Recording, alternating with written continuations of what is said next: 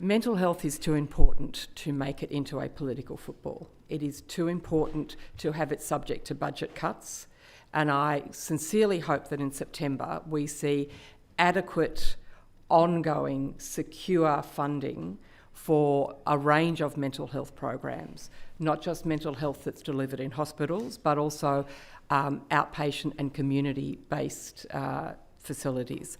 I understand the concerns that have been raised in relation to meeting benchmarks in relation to restraints. I would say that this is a very difficult issue because sadly those people who have mental health problems don't always recognise those problems themselves, and we will always need mechanisms whereby people with the best interests of that person at heart are able to intervene, support and ensure that the appropriate treatment is reached. I also think that it would be tremendously helpful for all of us in the community if we could see mental health not as something like a sore leg that you put a Band-Aid on and it gets better. Mental health is like our physical health. It is something that we need to watch, monitor and maintain for the whole of our lives. Sometimes it will be better, sometimes it will be worse.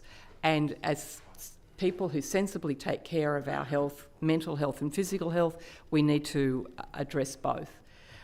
It's been put to me that mental health is a bipartisan issue.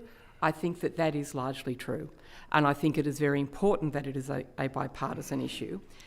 The challenge of a bipartisan issue, though, is that it occasionally lacks a champion.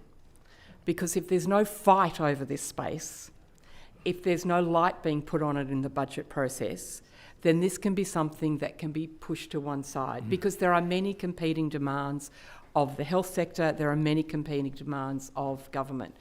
So I encourage the Minister and I encourage the Treasurer to perhaps think that the right approach for mental health is not bipartisan but bi-champion, where there will be champions on both sides of the House speaking up for this very important cohort of people who sadly cannot always speak effectively for themselves.